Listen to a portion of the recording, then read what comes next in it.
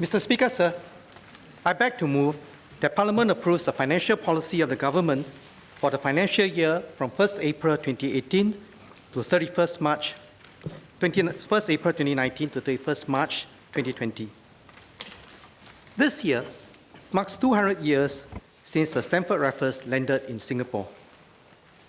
Archaeological finds and records show that Singapore's history stretches back at least 700 years, serving as a trading emporium in the region.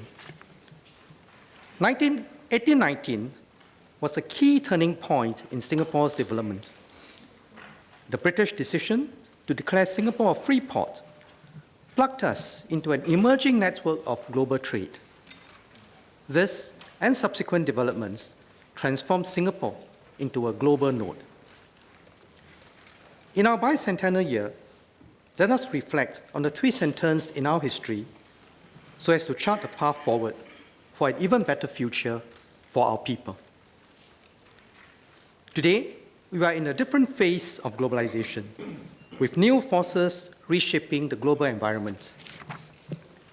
In last year's budget statement, I mentioned three major shifts: the shift in global economic weight towards Asia, rapid technological advancements, and changing demographic patterns. A fourth major force that is gaining prominence is the decline in support for globalization.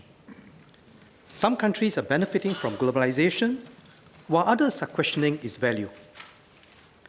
These four major forces are interacting in complex ways at the global, regional, and national levels. On the global stage, the trade frictions between the US and China are developing into a deeper strategic competition of strength and of governance systems. This is raising geopolitical uncertainty. Closer to home, ASEAN has enjoyed over 50 years of peace and stability, with bright economic prospects. Together, the 10 economies of ASEAN are projected to become the fourth largest in the world by 2030, with the size of the middle class doubling. Innovation and entrepreneurship are also thriving. In recent years, Southeast Asia has grown several new unicorns, or companies with valuations in excess of $1 billion. Working together, ASEAN nations can maximize our potential. But closely connected neighbors will have occasional differences. A couple of issues have surfaced recently with Malaysia. When such differences occur, Singaporeans must stay united as a people and present our positions firmly and calmly. We have worked through difficult bilateral issues with our neighbors in the past, based on mutual respect and common interest, and in accordance with international laws and norms. Singapore will continue to seek to resolve issues in the same spirit. Domestically, we need to address longer-term challenges, including aging, social mobility and inequality, economic transformation, and climate change. The changing global and domestic landscape presents both challenges and opportunities. We will continue to chart our way forward confidently in the Singapore way, building on our distinct strengths and our Singaporean DNA. We must respond to challenges with grit and determination. There were episodes in the centuries of Singapore's history where our island's fortunes waned due to external forces. These are sobering reminders that we have to constantly build up our security and resilience and plan long-term. Singapore's success has roots in our port, which thrives on openness and connectivity.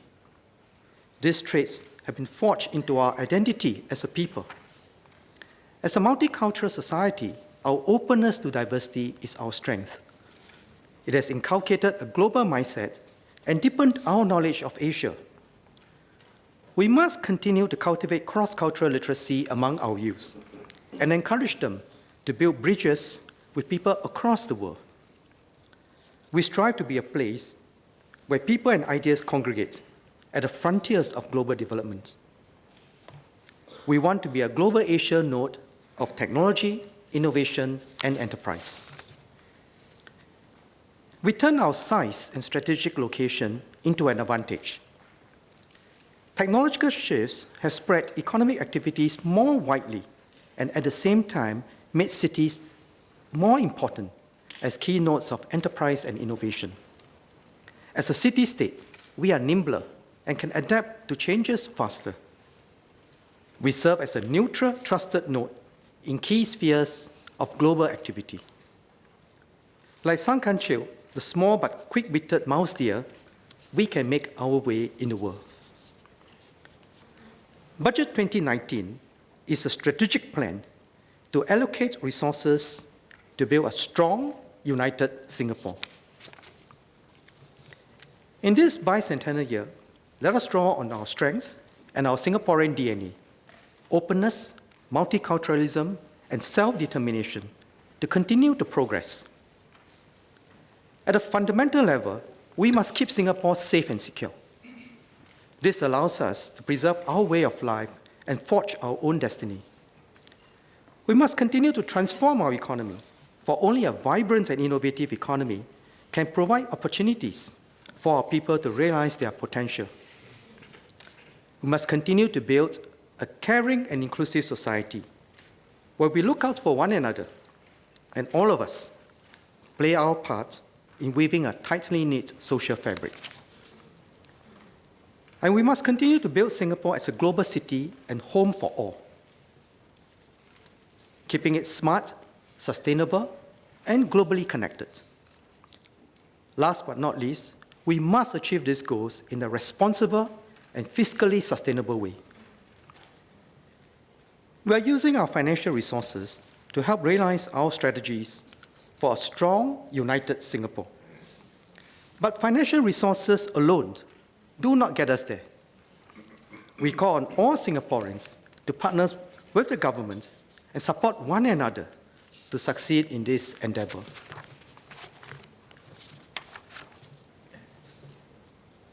A safe and secure Singapore gives us the confidence to chart an independent course. But we cannot take our peace, prosperity, and stability for granted. Singapore is vulnerable to the fluctuations in our region and the world. Against an increasingly uncertain geopolitical environment, our commitments to defense and security cannot waver. Diplomacy and deterrence are the twin pillars of our approach. The Ministry of Foreign Affairs works continuously to build good relations with our neighbors and the major powers, and to promote rules-based international order with international laws and norms. A strong SAF lends weight to our diplomatic efforts and ensures that negotiations with Singapore are taken seriously. Should diplomacy fail, we must stand ready to safeguard our interests and defend ourselves. The Home Team also works round the clock alongside other security agencies to ensure a safe environment for all. We now have the Cybersecurity Agency of Singapore leading our efforts to protect our critical information infrastructure from cyber threats and to create a secure cyberspace for businesses and communities. These are fundamental to our sovereignty, our success, and to safeguarding our vital interests. Singapore is one of the safest cities in the world. Our crime rates are consistently low, but we must not be complacent. Security threats are evolving and becoming more complex. A strong SAF remains a bulwark against threats to our way of life. Terrorism threats to Singapore remain high. We continue to detect individuals in Singapore who have been radicalized by terrorist propaganda. Globally, we see a rise in attacks perpetrated by radicalized individuals and cells. Such attacks are hard to prevent. We must stay vigilant. Beyond fiscal threats, malicious cyber activities are growing. The network nature of our society has enhanced connectivity, but this can be exploited to disrupt and divide society through cyber attacks, the spread of falsehoods, or other means. In particular, foreign actors will try to influence our domestic affairs and politics. This is not new, but new technologies have made it easier for others to mount attacks, and with greater ease and intensity, and with more sophisticated tactics. To stay ahead of these threats, we must continue to innovate and build new capabilities to meet our security needs. Both the public and private sectors have a major role to play. The Ministry of Home Affairs will set up a Home Team Science and Technology Agency by the end of this year to develop science and technology capabilities to support the Home Team's operational needs. These capabilities will strengthen the Home Team's ability to carry out its mission of safeguarding Singapore. The Minister for Home Affairs will speak more about this at the Committee of Supply. The private security industry has been stepping up efforts. A good example is Certis, which has redesigned its business processes, infusing technologies such as big data and artificial intelligence to deal with security threats.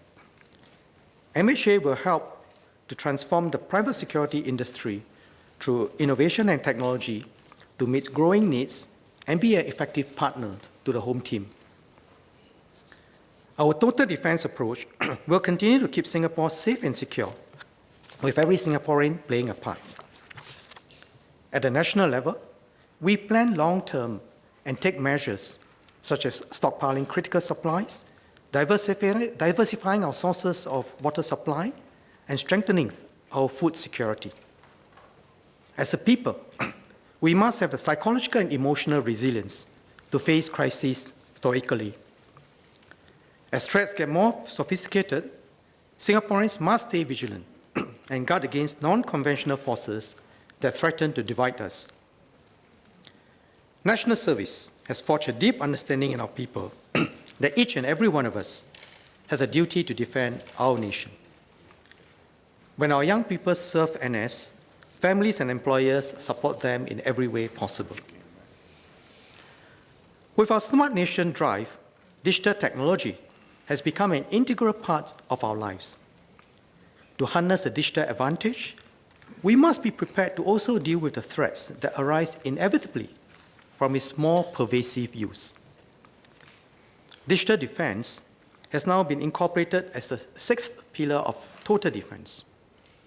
Like the other pillars of total defense, digital defense involves everyone, individuals, community groups, businesses, and the government.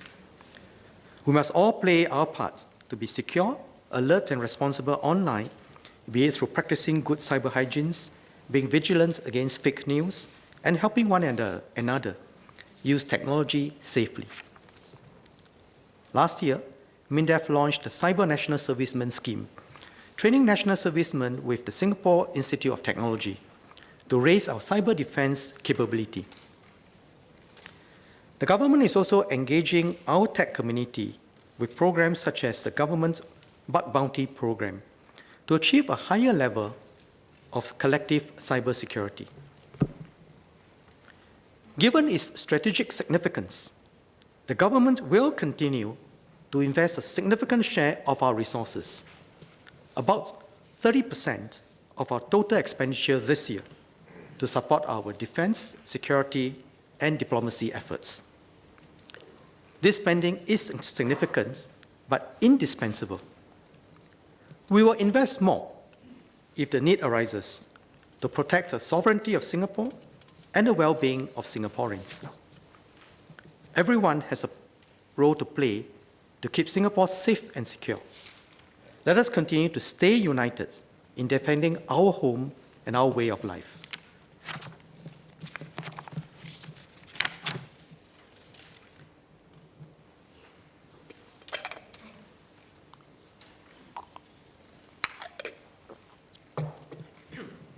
A vibrant and innovative economy provides our people with the opportunities to realize their potential and to have a better life.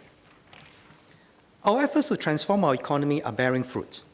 In tandem with the global expansion, the Singapore economy grew 3.2% in 2018. Good growth is translated into good outcomes for our workers. Over the past 5 years, the real median income of Singaporeans has grown by 3.6% per year. Global growth is expected to moderate in 2019, while uncertainties and downside risks in the global economy have increased. Over the years, our sound monetary and fiscal policies have enabled us to weather global economic crisis and keep inflation stable. This provides a stable environment for investors to make long-term investment decisions. Beyond maintaining a supportive macroeconomic environment, we need to build a sound microeconomic foundation so that resources can be allocated to their best possible users, and to undertake structural reforms to enable our workers and firms to adapt and stay competitive. Every firm and every worker will need to work differently, master new skills, and use technology well. And we must continue to create new opportunities, including through partnerships with others. In Budget 2016, we launched the Industry Transformation Maps, or ITMs, which drive transformation at a company, industry, and economy-wide levels. Each ITM integrates 4 key pillars of transformation: jobs and skills, innovation, internationalization, and productivity. These are mutually reinforcing pillars to maximize impact.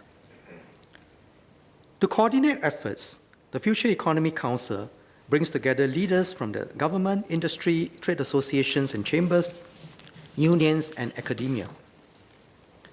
After 3 years of intensive work, I'm glad that all 23 ITMs have been launched, covering about 80% of our economy. We're seeing good progress, aided by the global economic upturn in recent years. Productivity, as measured by real value added per actual hour worked, grew 3.6% per year in the last 3 years, higher than the 1.6% per annum growth recorded in the preceding 3 years from 2012 to 2015. In particular, we have seen strong performance by outward-oriented sectors such as manufacturing, while others like construction and some services industries continue to show weaker productivity growth. But this is a continuing journey. There's much more we can do, especially in sectors like domestic services. We must press on. Let me now outline 3 key thrusts in this budget to support industry transformation. First, building deep enterprise capabilities. Second, building deep worker capabilities. Third, encouraging strong partnerships within Singapore and across the world.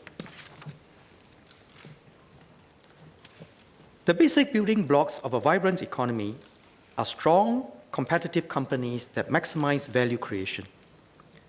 Hence, the first thrust is to support the building of deep enterprise capabilities. Companies at different stages of growth have different needs. The leadership of each company is in the best position to lead and drive changes, while our agencies can provide support at each stage of growth. A vibrant startup ecosystem encourages budding entrepreneurs to try out their business ideas. Such an ecosystem enables entrepreneurs to connect to mentors, prospective business partners, customers, and investors. 2 years ago, we launched Startup SG to provide holistic support for startups and entrepreneurs. Such support ranges from co-investments and proof-of-concept grants to mentorship and fiscal space. Our startup ecosystem is flourishing. There are now over 220 venture capital deals per year in Singapore, worth close to $4.2 billion. This is a significant rise from the 80 deals worth $136 million in 2012. Today, more than 150 global venture capital funds, incubators, and accelerators are based in Singapore, supporting startups here and in the region. Startups can only thrive if they scale up and venture into new markets. To help them do so, we'll provide support in 3 areas: providing customized assistance, better financing options, and supporting technology adoption. Customized support can enable firms to identify and overcome the unique challenges they face and scale up quickly. Enterprise Singapore will launch a Scale Up SG program in partnership with the private and public sectors. Scale Up SG will work with aspiring high-growth local firms to identify and build new capabilities to innovate, grow, and internationalize. To support innovation, we'll launch a pilot Innovation Agents program for firms to tap on a pool of experts to advise them on opportunities to innovate and commercialize technology. Having smart patient capital that attracts investors with the expertise and the right time horizon is another way to help firms scale up. Over the past few years, the government has worked on improving access to private capital for startups and SMEs. The pool of private equity and venture capital managers in Singapore has grown. The Monetary Authority of Singapore has simplified the regulatory regime for venture capital managers and launched a US $5 billion private markets program to encourage global private equity players to deepen their presence here.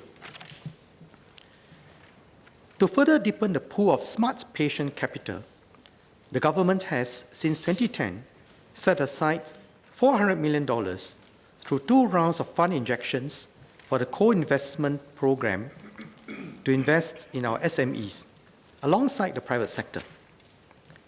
So far, the government's investments have catalyzed approximately $1.3 billion of additional funding for our SMEs. This year, I will set aside an additional $100 million to establish SME Co-Investment Fund 3. As part of this co-investment fund, it will catalyze investment in Singapore-based SMEs that are ready to scale up. We expect that this will bring in at least $200 million of additional funding. Loan financing remains an important source of funding for SMEs. Our banks have been responding. DBS provides a business capabilities loan for innovative SME projects. UOB provides financial support for technology investments and overseas ventures, while OCBC finances new SMEs which lack the track record typically required for credit assessment. To catalyze this further, we will enhance the accessibility of loans. Today, our economic agencies have different financing schemes. To make it simpler for companies, we will streamline the existing financing schemes offered by Enterprise Singapore into a single enterprise financing scheme that will cover trade, working capital, fixed assets, venture debt, mergers and acquisitions, and project financing. This will be launched in October this year. In addition, the enterprise financing scheme will provide stronger support for companies that have been incorporated for less than 5 years. The government will take up to 70% of the risk for bank loans to these young companies, compared to the current 50% under most existing loan scheme. To support viable SMEs in their day-to-day operations, I will extend the SME Working Capital Loan Scheme for about 2 more years, till March 2021. Since its launch in June 2016, the scheme has catalyzed more than $2.5 billion of loans. We expect the extension to catalyze a further $1.8 billion. Support for the working capital will be afforded under the Enterprise Financing Scheme from October. Our companies and workers must stay on top of rapid advances in technology, especially in digital technology. We will continue to help our SMEs adopt digital technologies. We adopted the SMEs Go Digital program in Budget 2017. Since then, around 4,000 SMEs have adopted pre-approved digital solutions. We will expand SMEs Go Digital program. First, accountancy, sea transport, and construction will get their own industry digital plans, with more sectors to be added later. This will guide SMEs on relevant digital technologies and skills training programs. Second, we will expand the number and range of cost-effective, pre-approved digital solutions that will be supported under the SMEs Go Digital to boost technology adoption among SMEs.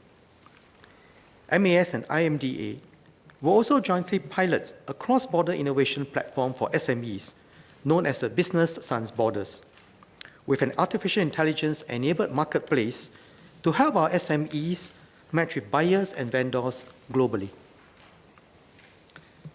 To help companies in the services sector capture opportunities from digitalization, the Ministry of Comms and Information launched a pilot of the Digital Services Lab, or DSL, in November last year. The DSL brings together industry and the research community to co-develop digital solutions with sector-wide impact. For example, the DSL is exploring the development of solutions to integrate the logistics chain in malls. Besides digital technology, we'll support our firms to integrate technologies and re-engineer business processes to raise efficiency and enhance product development. Last year, I announced the Productivity Solutions Grant to help firms adopt off-the-shelf technology. This year, we will extend the Automation Support Package by 2 years. Introduced in Budget 2016, the Automation Support Package supports firms to deploy impactful, large-scale automation, such as robotics, Internet of Things solutions, and other Industry 4.0 technologies. Since its launch, the ASP has helped more than 300 companies to automate their operations and raise productivity. We'll extend the ASP to encourage more companies to do so. The Agency for Science, Technology and Research will extend its operation and technology road mapping efforts to more companies and sectors to guide them to make the best use of technology in alignment with their business goals. In the same spirit, our government agencies must embrace technology to serve companies better. We have made progress in this area. The Business Grants Portal, launched in 2017, provides a one-stop shop for businesses to identify and apply for the right grants for their plans. To make it easier for businesses to transact with the government, the Ministry of Trade and Industry and relevant agencies are developing a one-stop portal with a pilot to be launched for the food services sector by 3Q 2019. Businesses will deal with only one point of contact instead of up to the 14 different ones today. BCA and HDB are also testing the use of drones to inspect building facades more effectively. Learning from these pilots, government agencies will continue to innovate and improve the ease of doing business. Let me now touch on other ways to help build deep enterprise capabilities. We have more than 200,000 enterprises in Singapore, ranging from large MNCs to our neighborhood shops. Today, across each of the 4 pillars of our ITMs, different agencies provide support in each area. While helpful, companies have given feedback that we could streamline this. I agree. To better support this broad base of companies with diverse needs, we'll draw resources from each agency, but focus support in an enterprise-centric way to better help enterprises at each stage of growth. This will be done in a tiered manner. Firms with large and complex needs or with strong growth potential will be provided a range of customized support by EDB and ESG and other agencies. The large number of SMEs facing common challenges will be supported through scalable solutions that are easy to adopt. For instance, I recently visited Precursor Assurance, a local accounting firm. Precursor has developed an integrated digital solution with modules for corporate functions such as HR, customer relationship management, and finance.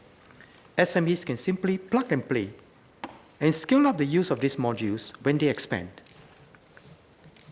For medium-sized companies that are seeking to grow, we'll provide targeted support in each of the different industry clusters to better address their needs as they grow.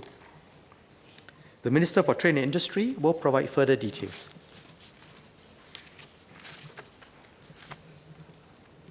I've touched on the measures to support our enterprises to build deep capabilities so that they can succeed in the global competition. But the ultimate goal is to enable our people to continue to have good jobs and opportunities and to be at their best. Hence, the second thrust of our economic transformation in this budget is to deepen the capabilities of our workers. As the Chinese say, 活学活用,学以致用,终身学习,终身受用. Our people need to be nimble to build industry-relevant skills throughout their lives. We want our people to have the skills, knowledge, and attitude to adapt and thrive in this competitive and technology-intensive environment. In this regard, the leadership of companies plays a key role. The leaders of successful companies are those who are committed to raising the capabilities of their workers by redesigning jobs and reskilling their staff. These capabilities are key to the company's successes. I recently visited Fair Price Distribution Center, which has adopted automated storage and retrieval systems to improve the efficiency of its online store operations. Among the staff I spoke to were Mr. Amza bin Muhammad Ali and Madam Li In-Fong. Between them, they have worked at Fair Price for 30 years. I asked how the new technology has impacted their work. They told me that Fair Price training has helped them to quickly pick up new skills, to make use of new systems, and their work environment is more pleasant and conducive. Fair Price is a good example of how an enterprise can strive to serve her customers better, deploy technology and new ways of working, and at the same time, redesign jobs and reskill workers so that everyone is better off. Many enterprises are doing this, and I urge more to take this approach. On the part of the government, we'll continue to invest in our people across all stages of their lives, from preschool to work. Over the years, we have instituted a range of support measures for workers, including the Workfare Income Supplement, Special Employment Credits, and Professional Conversion Programs, to name a few. This range from helping low-wage workers and older workers through wage support to equipping young graduates to have a good start in their careers and enabling experienced professionals to access new jobs. In particular, NTUC has been working closely with member unions and companies to enable workers to learn new skills and grow. With the National Skills Future movements and the Adapt and Grow initiatives, we have made a stronger push to enable our people to reach their fullest potential throughout life and help Singaporeans affected by restructuring. Our investments in supporting our people in their careers, including the Adapt and Grow initiatives and continuing education and training, reached more than $1.1 billion in financial year 2017. Our people are making good efforts to invest in their learning with good outcomes. The percentage of residents in the labour force who participated in training grew from 35% in 2015 to 48% in 2018.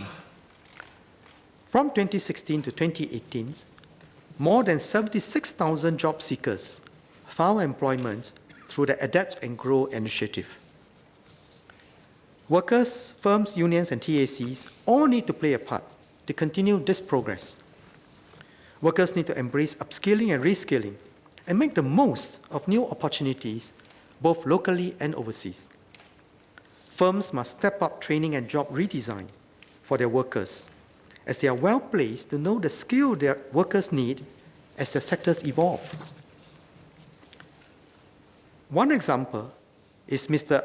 Abdul Jalil bin Idros, who started as a technical officer at YTL Power Seraya.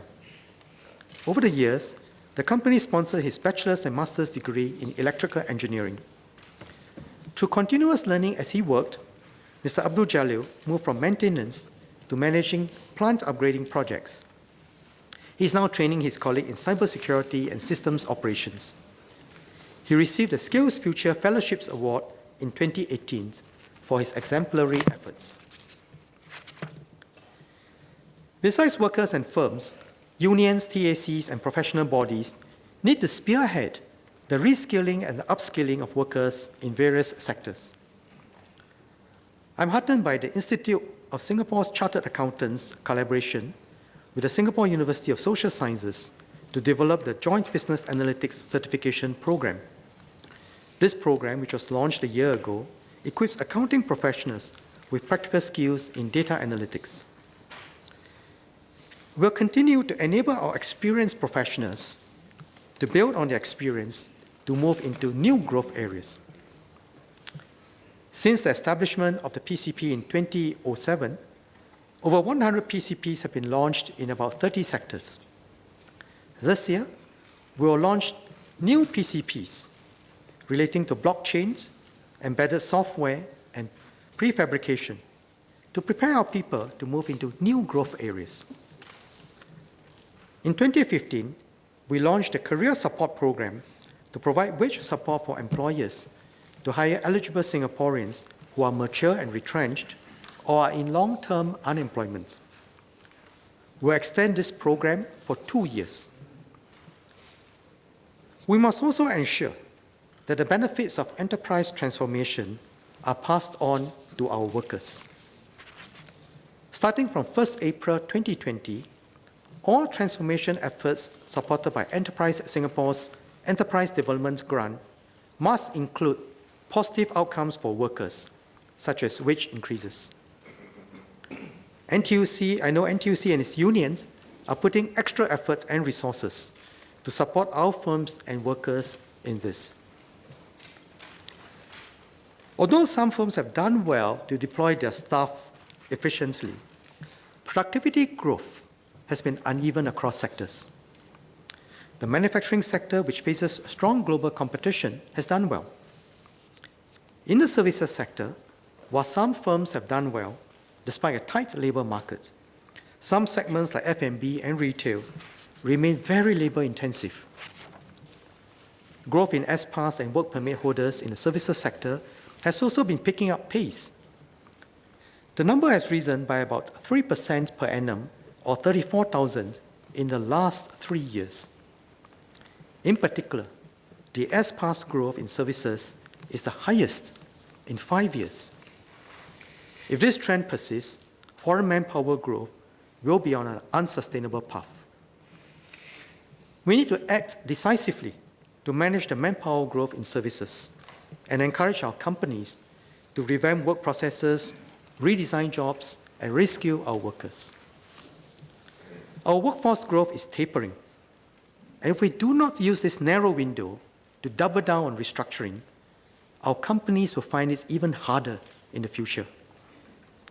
Relying on more and more foreign workers is not the long-term solution. Other economies are developing too. What we need is to have a sustainable inflow of foreign workers to complement our workforce, while we upgrade our Singaporean workers and build deep enterprise capabilities in these sectors. We must enhance the complementarities of our local and foreign workers. The basic approach to our foreign workers' policies has remained consistent. Based on evidence of the pace of foreign workers' inflows and the progress being made in raising productivity across sectors, we need to calibrate our policies. The government recognizes the economic headwinds and cost pressures ahead of us. But if we do not take action early, our firms will find it harder to compete in the years ahead, and our workers will be left behind. After much deliberation, we will adjust the workforce quota for the services sector, reduce the services sector dependency ratio ceiling, or DRC, in 2 steps, from 40% to 38% on 1st January 2020 and to 35% on 1st January 2021. We'll also reduce the services sector S-Pass sub-DRC in 2 steps, from 15% to 13% on 1st January 2020 and to 10% on 1st January 2021. We're announcing these changes about a year ahead to give companies time to prepare. For firms whose existing workers are in excess of the new limits, the DRC will apply as and when these firms apply for renewal of permits. To support firms as they adjust to these changes, we'll put in place the following measures till FY 2022. First, the 70% funding support level for the enterprise development grant was due to lapse after 31st March 2020. I will now extend this enhanced funding support for 3 more years, up to 31st March 2023.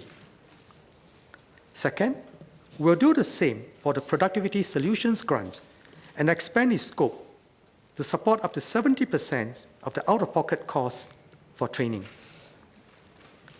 Separately, firms can continue to apply for additional manpower flexibilities in certain cases. The Lean Enterprise Development Scheme provides support to firms that undertake transformation projects which lead to more manpower lean businesses. Transitional manpower flexibilities can be considered if firms need more resources in the short term to transit to new operating models. On a case-by-case basis, firms can bring in foreign workers with specialized skills that are in demand globally. This is provided they still face a shortage after having given fair consideration to Singaporeans. The Minister for Trade and Industry and the Minister for Manpower will provide more details at the COS. As the marine, shipyard, and process sectors have only begun showing early signs of recovery, I would defer the earlier announced increase in foreign worker levy rates for these sectors for another year. I've spoken on how Budget 2019 supports the building of deep enterprise capabilities and the building of deep worker capabilities. Let me now touch on the third key thrust to support economic transformation, building deep partnerships within Singapore and across the world. To succeed, companies need to both compete and cooperate. Compete to differentiate themselves and cooperate to solve common challenges. Our trade associations and chambers can play an important role in developing industry-wide capabilities. This includes supporting members in getting business advice and improving access to local and international markets. TACs have done well in helping our companies build overseas partnerships. For example, the Singapore Fintech Association has forged many partnerships with foreign fintech associations, and the Singapore Business Federation has organized Singapore's commercial participation at numerous overseas trade fairs, including the 2018 China International Import Expo. The Singapore Chinese Chamber of Commerce and Industry has also developed a trade association hub, which now houses 39 TACs, to raise the level of services for members. SBF is also working closely with our TACs. We will support our support for TACs through the Local Enterprise and Association Development or LEAD program. Enterprise Singapore will be developing 5-year roadmaps with TACs that have demonstrated strong leadership and shown ambition to do more for the business community. This will enable them to take on a more strategic and longer-term approach in driving industry transformation. These TACs will be able to access funding and potentially taking public sector secondees through LEAD. We also develop stronger partnerships around the world at the government-to-government and business-to-business levels.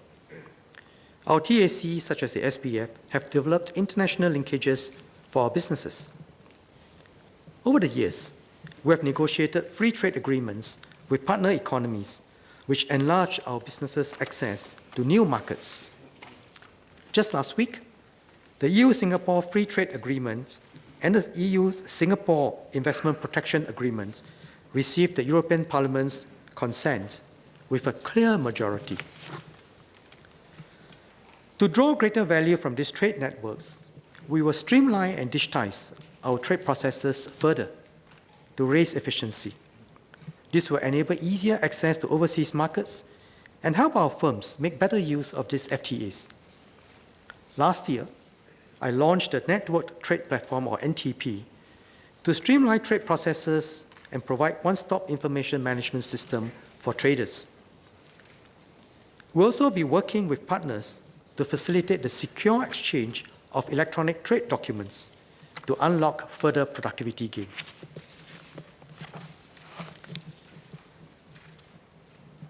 Members will appreciate that the three key thrusts I've just announced, building deep capabilities in our enterprises and in our people, and forging deep partnerships, built on the ITMs I announced in Budget 2016. With the progress we have made, we are better prepared for major changes that are coming our way.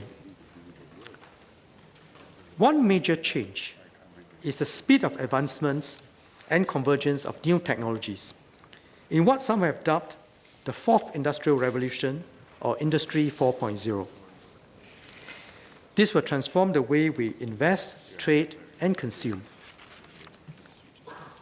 Over the years, we have forged deep partnerships with the G3 economies of US, Europe, and Japan, as well as China, India, and ASEAN.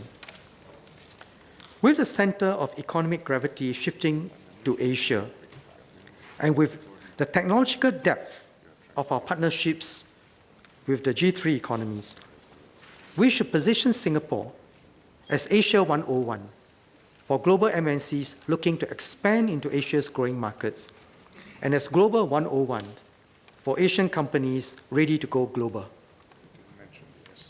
For our next phase of growth, as we press on with industry transformation, we'll continue to build Singapore's position as a global Asia node of technology, innovation, and enterprise.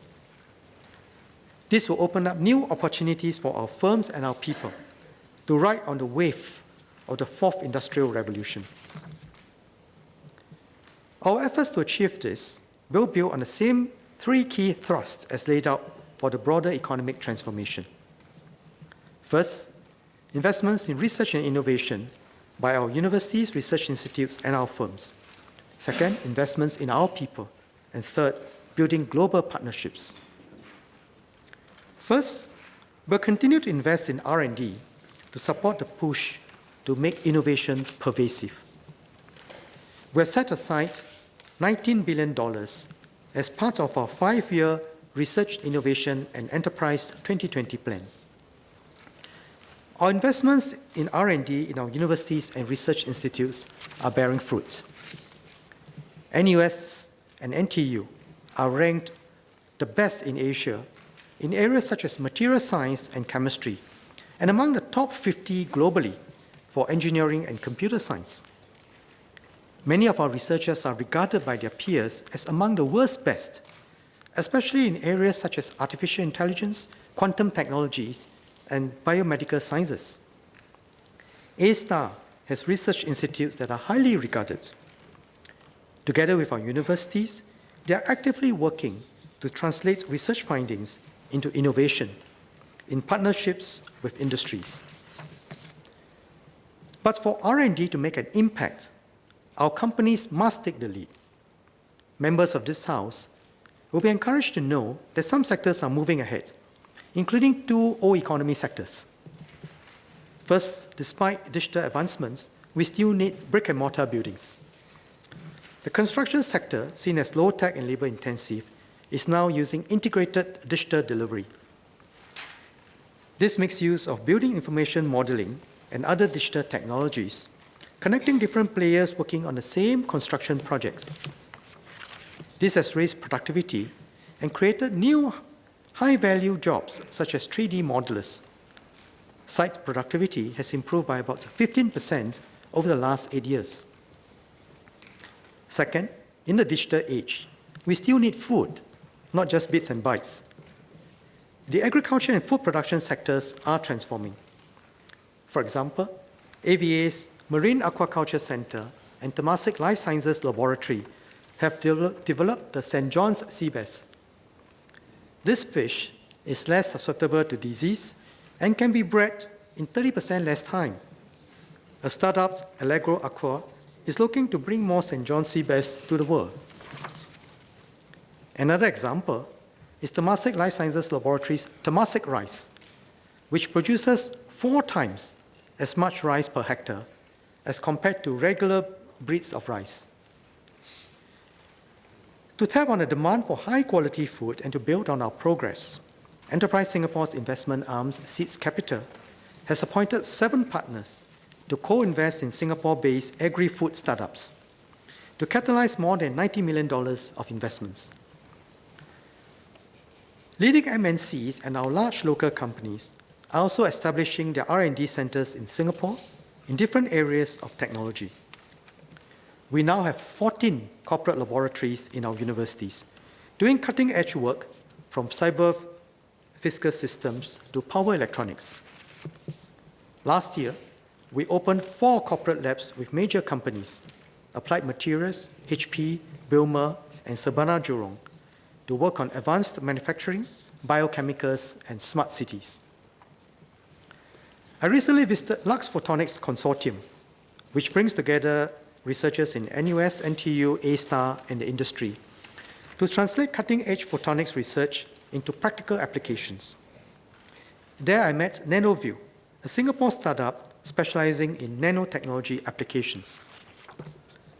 One of its prototype products, a high-tech screen protector, promises to allow long-sighted users to see clear images on digital devices without their glasses, and to see 3D image from 2D films.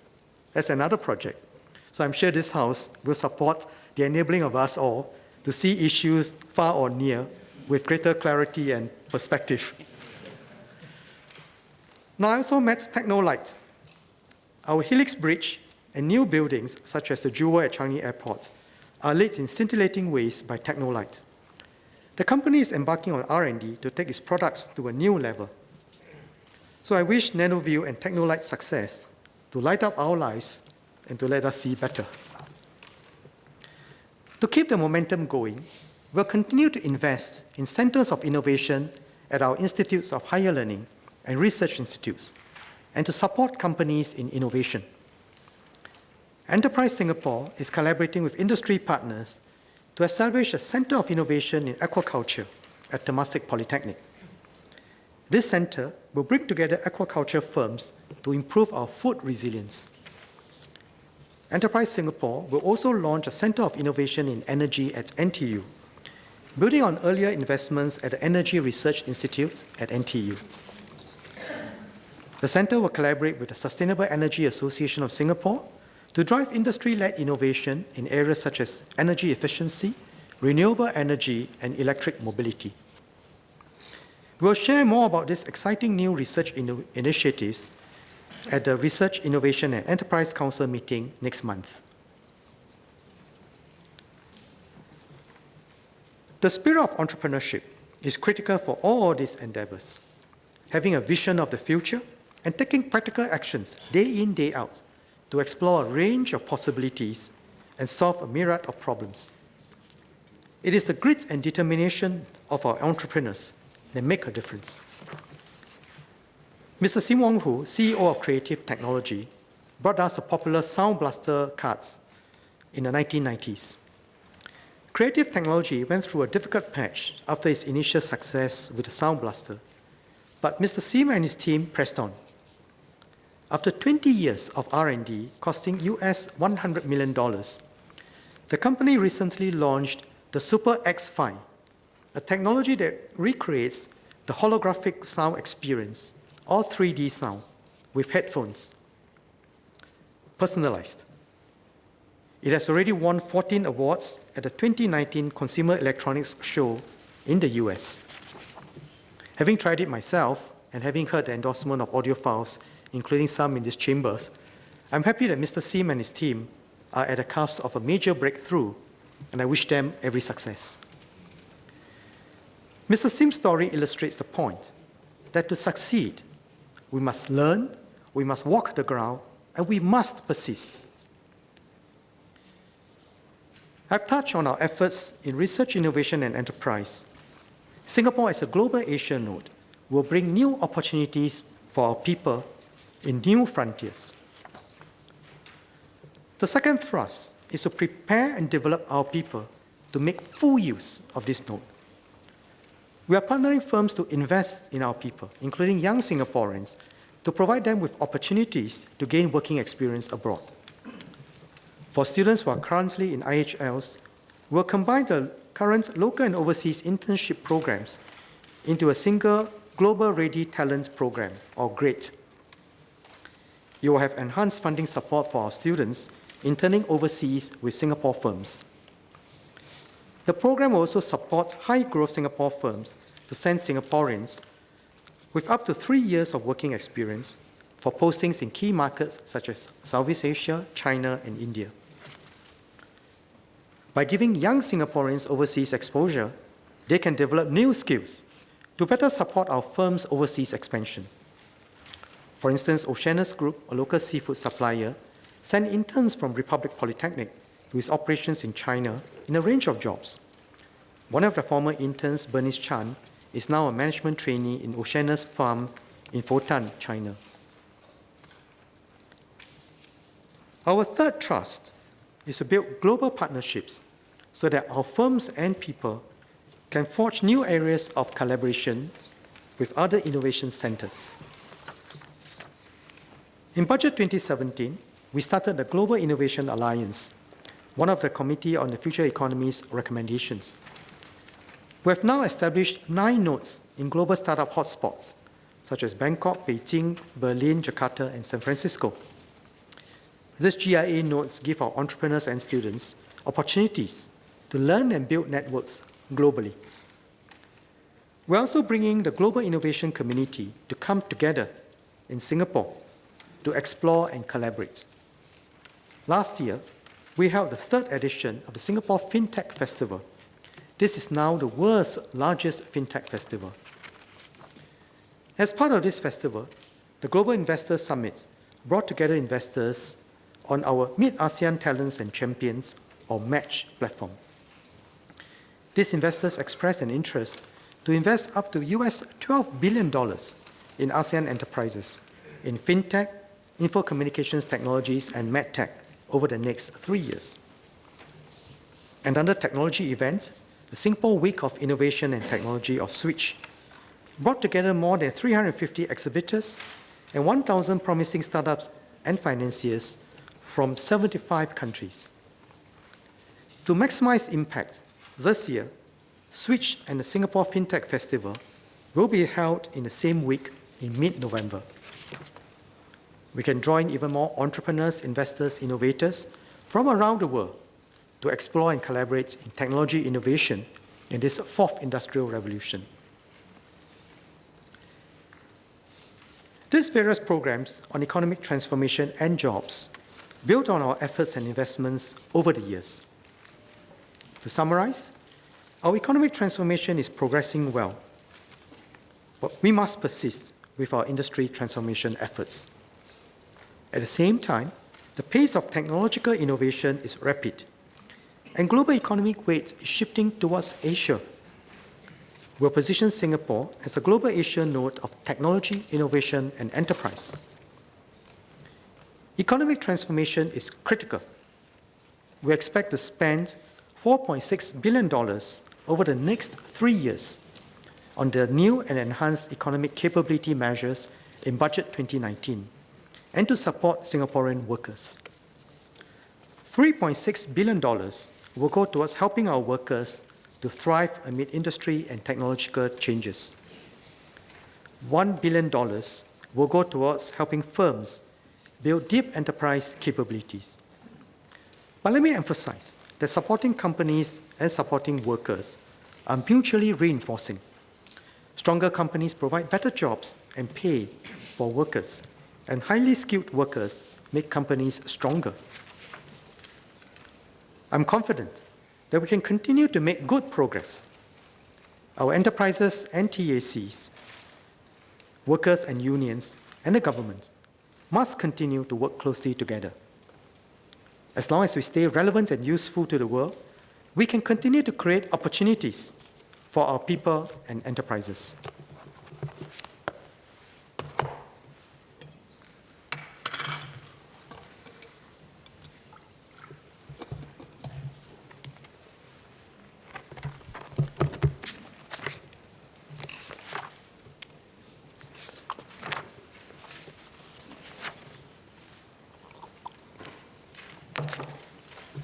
As you can see, it's a long speech. I have 2 files.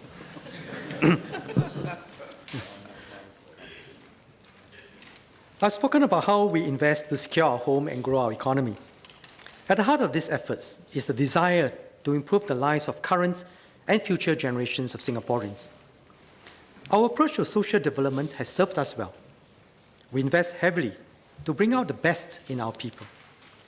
We believe that access to quality education enables Singaporeans to realize their potential. We strive to ensure that all Singaporeans, regardless of background, enjoy a quality living environment and have good access to healthcare. And we provide targeted support for those who are less advantaged so that they can have a fair chance to succeed, and to those who fall on hard times so they can bounce back. Our efforts were affirmed by the World Bank when they ranked Singapore top in the Human Capital Index last year. We recognize that Singapore, like many advanced economies, will have to deal with issues such as maintaining social mobility, supporting healthy and purposeful aging, and fostering a stronger sense of unity amid polarizing forces. Over the past decade or so, we have significantly increased our social spending. Social Ministry's expenditures have doubled from $15 billion in FY 2009 to $30 billion in FY 2018.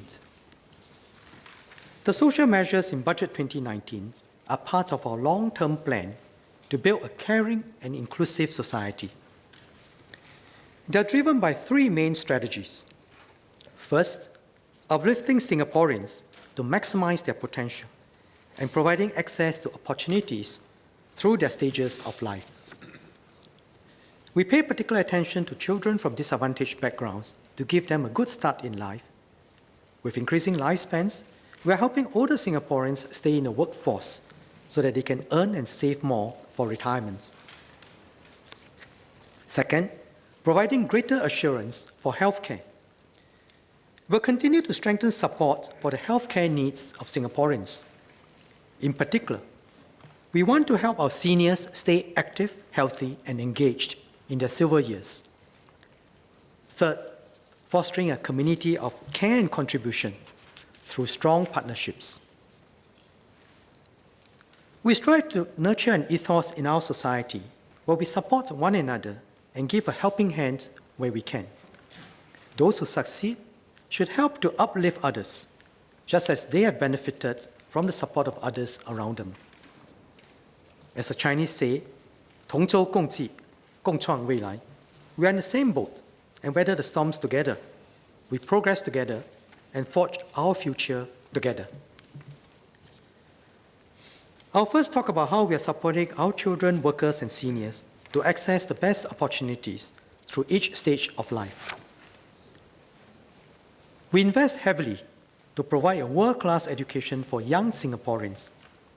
This is to bring out the best in every child, no matter his or her starting point. I know this is an area of deep concern for many Singaporeans.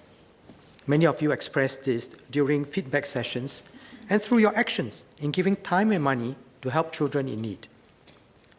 Preschools support parents in laying a strong foundation for children by helping to develop their children's cognitive, language, social, and emotional skills.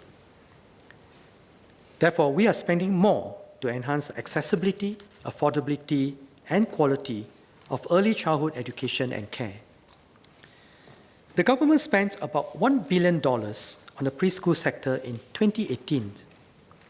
This is more than 2.5 times of the $360 million that we spent back in just 2012. And this support continues throughout the schooling years. The government subsidizes over 90% of the total cost of educating our children. This means that a child entering primary school in 2018 will receive over $130,000 in education subsidies by the time he or she completes secondary education. Children from low-income families get even more support, for example, through the recently enhanced MOE financial assistance schemes. We have been doing more to better support children from disadvantaged backgrounds by intervening earlier with new forms of proactive and targeted support. One such effort is Keat. Keat practitioners, preschools, and community partners work together to provide health, learning, and developmental support for children and their families. Since the pilot began in 2016, more than 900 families have been supported by Keat. Last year, we set up the Uplifting Pupils in Life and Inspiring Families Task Force, or UPLIFT. This task force will pilot upstream interventions and partner communities to help disadvantaged children and families to ensure that no child is left behind. A recent initiative is the Uplift Scholarship for Independent Schools. This will provide a monetary award of $800 per year for eligible lower-income students in independent schools to cover their out-of-pocket expenses. The task force is also looking at how to strengthen after-school care and support for disadvantaged students in school-based student care centers.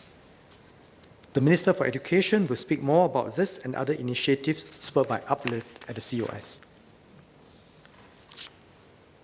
Our support for Singaporeans continues into their working lives.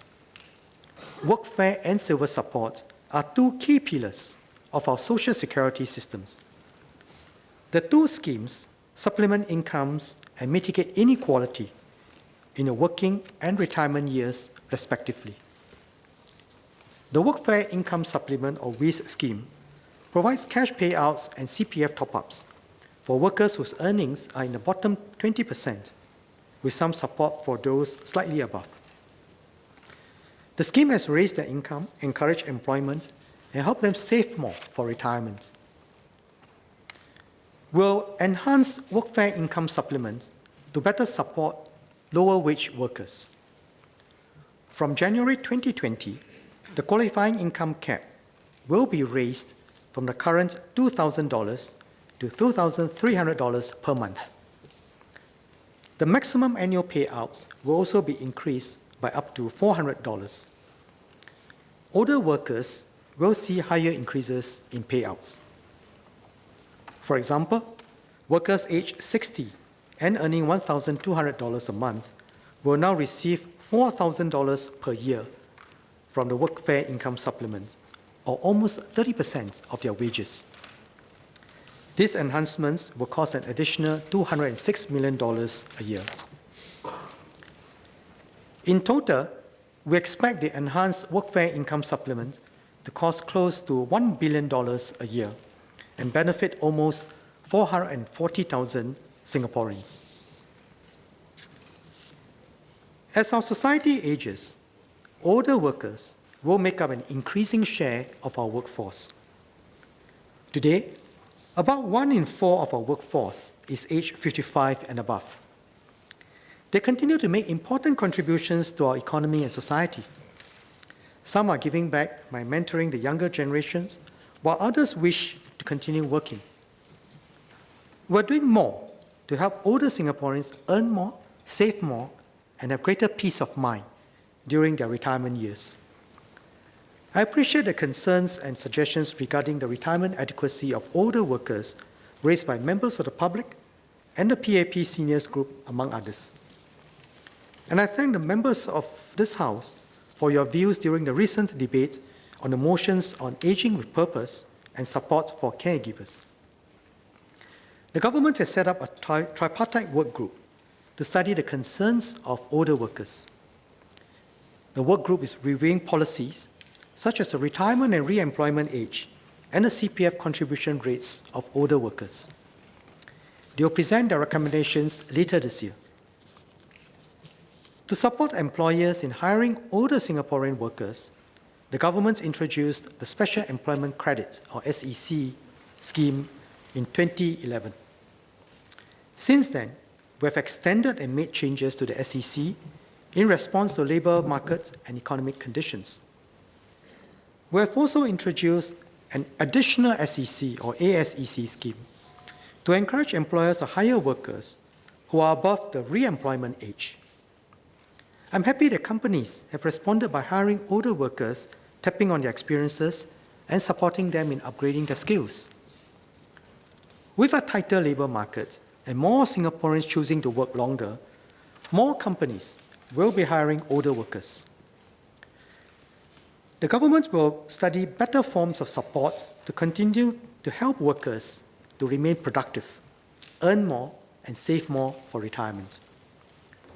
We'll review the relevance and structure of the SEC and ASEC in tandem with the recommendations from the tripartite work group on older workers.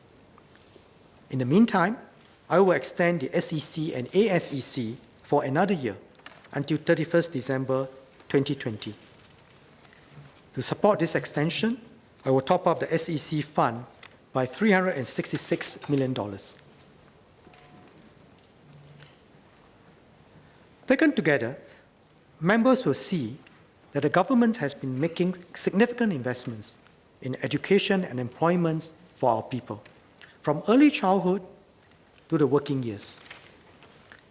Our aim is to help Singaporeans fulfill their potential at each stage of life. We're improving the lives of our people by enabling them to be the best that they can be.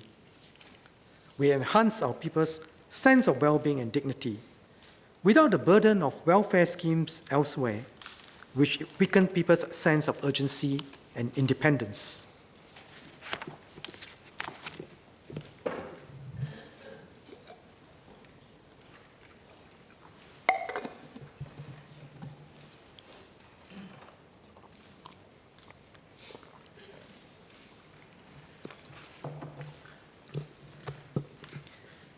As more Singaporeans enter their senior years, healthcare needs will grow. Over the years, we have implemented major changes to make healthcare more affordable, accessible, and comprehensive. We have also been providing greater social support within the community to help seniors stay active through programs such as the PA Wellness Program and the Community Networks for Seniors. Our second social strategy is to provide greater healthcare assurance. First, doctors at our neighborhood clinics provide primary care that is easily accessible. This helps us stay healthy. To enhance access, we'll make it more affordable to consult doctors in our neighborhoods. We introduced the Community Health Assist Scheme, or CHAS, in 2012. CHAS subsidies help lower to middle income families by making primary care and basic dental care at clinics near their homes more affordable. Over 97% of existing CHAS and Pioneer Generation card holders have access to more than one CHAS clinics within 10 minutes from their homes. We'll enhance CHAS subsidies at GP clinics in 3 ways. As the Prime Minister announced at the National Day rally last year, we'll extend CHAS to cover all Singaporeans for chronic conditions, regardless of income. Second, lower to middle income Singaporeans who are CHAS Orange card holders currently receive CHAS subsidies for chronic conditions only. We will extend subsidies for common illnesses to this group. Third, we will increase the subsidies for complex chronic conditions. CHAS makes it possible for more Singaporeans to turn to GP clinics near their homes to manage their chronic conditions. But we must also put in the measures to ensure that CHAS clinics are delivering good outcomes. To this end, the Ministry of Health will be looking at how to help CHAS clinics better track the patient's progress and outcomes. In a similar vein, MOH will also review its clinical guidelines for care provided at CHAS dental clinics to ensure that the care delivered is appropriate to the needs of the patient. With these changes, we expect to pay out more than $200 million a year in CHAS subsidies. The Minister for Health will provide more details on these changes at the COS.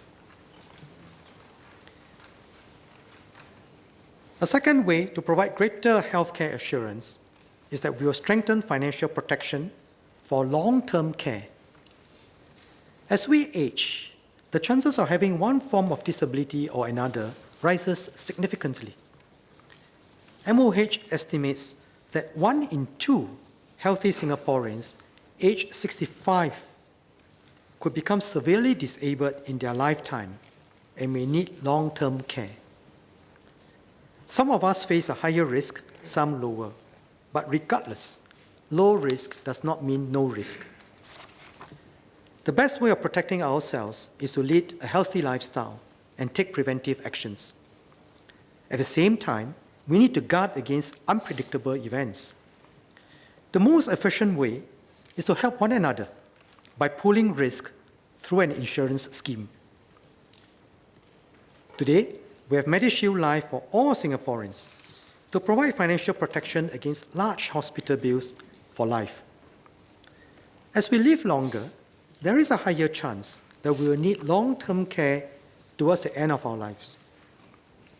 We need to prepare for this. The Ministry of Health has announced that you'll be introducing the new CareShield Life from 2020, an enhancement of the current ElderShield scheme. CareShield Life will provide lifetime coverage with higher monthly payouts of at least $600 a month for those who become severely disabled. This offsets the cost of long-term care for individuals and their families. The government will provide subsidies and premium support to ensure that CareShield Life premiums are affordable. We'll also offer participation incentives for existing cohorts born in 1979 or earlier to join CareShield Life so that they are better protected should they need care in the future. CareShield Life will offer much greater peace of mind for Singaporeans. In addition, we'll also launch Elder Fund next year to help severely disabled lower-income Singaporeans who need additional financial support for long-term care. This includes those who might not be able to join CareShield Life or have low Medisave balances. The cost of long-term care is not only high, but will increase as our population ages. Last year, I earmarked $2 billion for premium subsidies and other forms of support for Singaporeans. This year, I will set aside another $3.1 billion. The government will put this $5.1 billion into a new long-term care support fund. This will help fund the CareShield Life subsidies and other long-term care support measures, such as Elder Fund. This is a significant commitment to help Singaporeans with their long-term care needs.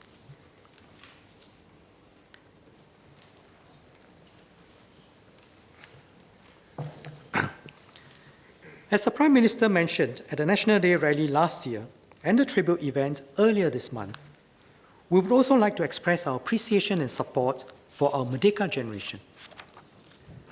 The Merdeka generation is a resilient and independent generation. They played a critical role in our nation's development. The Merdeka generation was among the earliest batches to serve national service, build up our public services, and modernize our economy. They came together to forge our multicultural, multiracial society. One member of the Merdeka generation is Ms. Barbara de Cotter. Ms. de Cotter started work as a special education teacher at the age of 19 to help support her mother. In 1984, she was among the first batch of teachers to attain a certificate in special education. Throughout her life, she continued learning and completed her Bachelor in Special Education in 2016 at the age of 57. Today, she is a specialized teacher for students with hearing deficiencies and a volunteer interpreter. She is also pursuing her Master of Special Education. She is an excellent example of lifelong learning and giving. I'm glad to have met Ms. Decotta and many others who built our nation at our Merdeka Generation Tribute event. They continue to be an active generation, contributing in their various capacities at work, in the community, caring for their families, and learning something new. The Merdeka Generation Package is a gesture of our nation's gratitude for their contributions and a way to show care for them in their silver years. You'll provide them better peace of mind over future healthcare costs while helping them to stay active and healthy. The Merdeka Generation Package, or MGP, comprises 5 key benefits. First, to support their active lifestyle, all Merdeka Generation seniors will receive a one-time $100 top-up to their PA Passion Silver cards. They can use this to pay for activities and facilities at the community clubs, entry to public swimming pools, public transport, and more.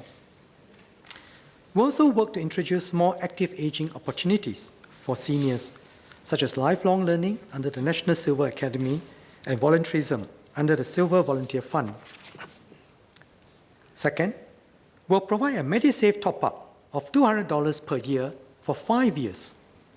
This will start from this year until 2023. This will help them save more for their healthcare needs. This is on top of the GST voucher MediSave top-ups that eligible seniors aged 65 and above receive every year. Third, MG seniors will receive additional subsidies for outpatient care for life. They will receive special charge subsidies for common illnesses, chronic conditions, and dental procedures. The subsidy rates will be higher than the CHARS Blue subsidies. All MG seniors will receive these enhanced subsidies regardless of income, including those who do not have a CHARS card today. At polyclinics and public specialist outpatient clinics, they will receive 25% off their subsidized bills. This is on top of the prevailing subsidies available. Fourth, MG seniors will have additional MediShield Life premium subsidies for life. All MG seniors will receive subsidies for their premiums starting from 5% of their MediShield Life premiums and increasing to 10% after they reach 75 years of age. This is on top of the means-tested subsidies that lower and middle-income Singaporeans are already receiving.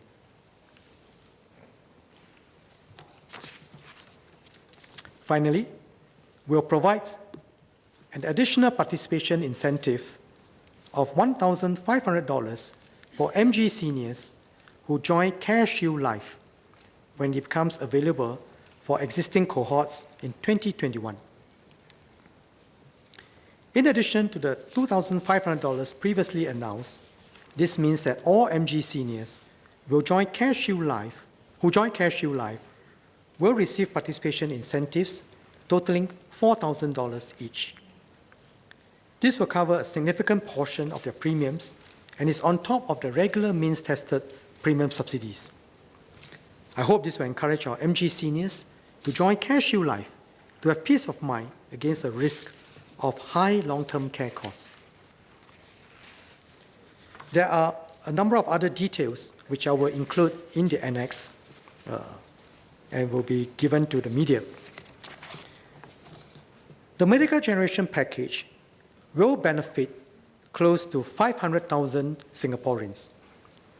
Those born in the 1950s and who obtained citizenship by 1996 will be eligible for the MGP.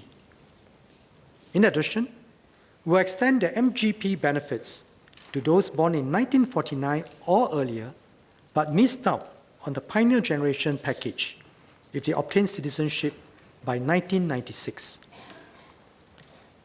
All eligible seniors will receive the MGP benefits regardless of their income. They will be notified by April 2019 and will receive the Merdeka Generation cards starting from June 2019. The Minister for Health will provide further details and the implementation timeline for the MGP benefits at the COS. The Merdeka generation is aged 60 to 69 today. Singaporeans' lifespan are increasing. Our life expectancy is now 84.8 years. This is good news. It means that the Merdeka generation will be able to enjoy the benefits for many years. The Ministry of Finance and MOH, in sizing the budget for these benefits, have taken this into account. We estimate that the package will cost over $8 billion in current dollars over the Merdeka generation's lifetimes. This budget, I will set aside $6.1 billion for a new Merdeka generation fund. With interest accumulated over time, this will cover the full projected cost of the Merdeka generation package. The Merdeka generation will enjoy many key healthcare benefits for life. We hope that this will go some way in providing greater peace of mind for the Merdeka generation and their families. This is a significant commitment by the government. It is important that the government of the day continues to monitor the patterns and costs of healthcare utilization and life expectancy over the next 30 years or more, so that the government is able to meet this commitment. To better prepare for increasing lifespans, we should encourage everyone to set aside something for the future.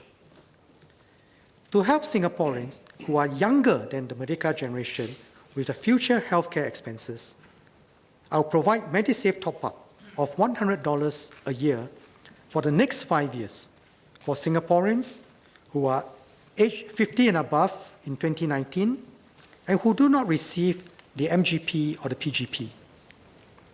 This is a generation who are even younger and healthier, and I hope that everyone will make the extra effort to stay active and healthy.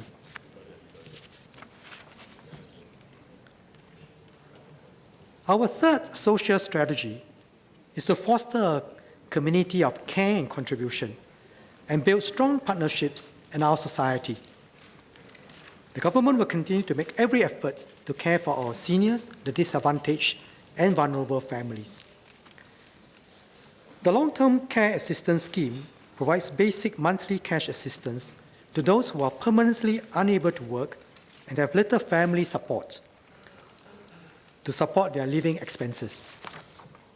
Additional assistance is provided for households with additional needs, such as medical supplies. We'll raise the cash assistance rates for this scheme. For example, a two-person household who are both on ComCare long-term assistance will receive an additional $130 a month. This brings the total cash assistance to $1,000 a month. The Minister for Social and Family Development will provide more details at the COS. To help government pensioners who draw lower pensions, we'll increase the Singapore allowance and monthly pension ceiling by $20 per month each to $320 and $1,250 respectively. This will benefit about 9,300 pensioners. Working alongside the government, individuals, non-profit organizations, and corporates have all been playing their part, contributing their skills, their time, and their hearts. As we reflect on our history and culture in this bicentennial year, we see this spirit of helping one another as a community in action over time. In the past, our forefathers who arrived in Singapore banded together, mainly within their ethnic groups, forming various clans and associations as the support of the government then was inadequate. Today, I'm glad this spirit extends across ethnic and religious lines in our society. In the last few months, we have received many good suggestions from members of the public on cultivating this community spirit to help those in need. As our society ages and new needs emerge, we hope everyone will lend a helping hand. One good example is Mr. Shalim Kamaluddin and his friends from PALS Singapore.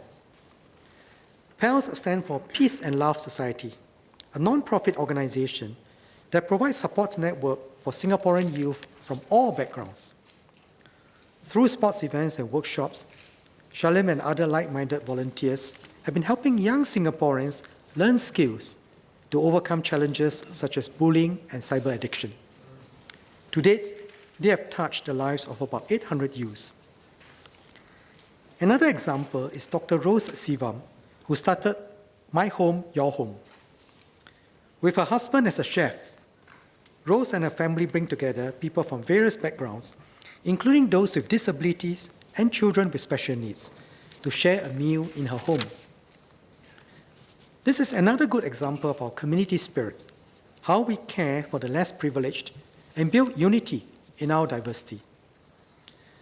I'm heartened that many other Singaporeans too have stepped forward in their own ways to make a difference within their community, and I encourage everyone to do their part. I spoke about the SG Cares movement at last year's budget. It seeks to bring together the public, people, and private sectors in partnership, create a greater collective impact, and grow as a community of care and contribution. This year, we continue to build on the SG Cares movement. We have 3 measures to mobilize our people across all age groups and across the public, private, and people sectors. First, growing the spirit of volunteerism in our youth. Many of our secondary school students are already active volunteers and are giving back to the community. We want to sustain this momentum as they move to IHLs and later into the workplace. We are working with UCAUSE Singapore to nurture youth community leaders in our IHLs, who can in turn rally their peers to be involved in the community on a sustained basis. Second, our seniors have an abundance of skills and experience to make meaningful contributions. To enable more of them to do so, we'll work with community partners and companies to encourage volunteerism among older workers. This will enable our seniors to stay active and contribute to the community at work and when they retire. Third, the government is encouraging all public officers to volunteer under the Public Service Cares initiative. Today, each ministry has a senior officer appointed as a giving ambassador to champion volunteerism. More than 85% of public officers are making monthly donations. Going forward, Public Service Cares will strengthen capabilities in corporate social responsibility and create larger scale and sustained volunteering opportunities for public officers across agencies. For example, they can take part in house visits to share healthcare and active aging schemes, or guide seniors in their mobile devices at digital clinics. This will also help public service officers to better understand citizens' needs and co-deliver services with the people and private sectors. This is the public services contribution to the SG Cares movement. The Minister for Culture, Community and Youth will be sharing more on SG Cares at the COS.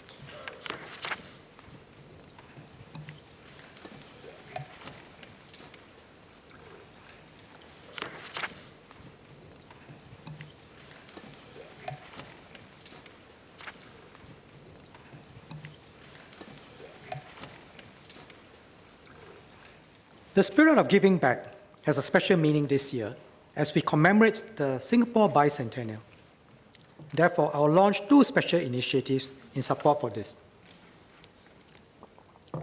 First, I will set aside $200 million for a Bicentennial Community Fund.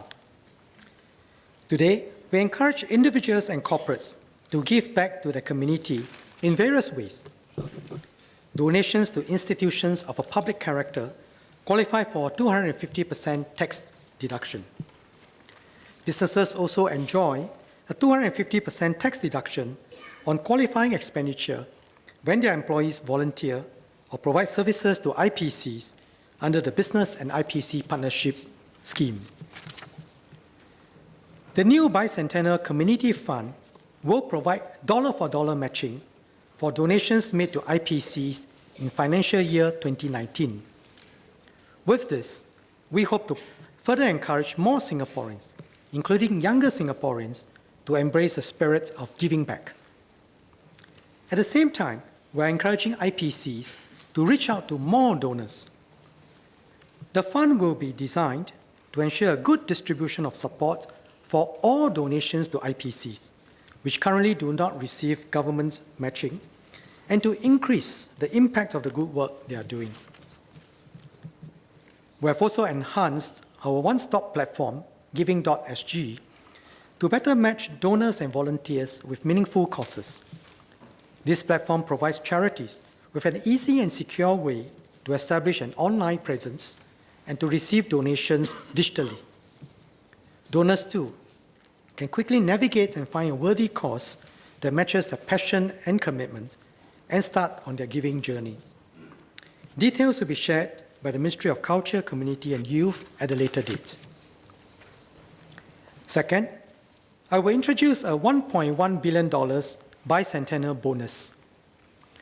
From time to time, when our finances allow, we share the surpluses with Singaporeans and provide more help to those with specific needs.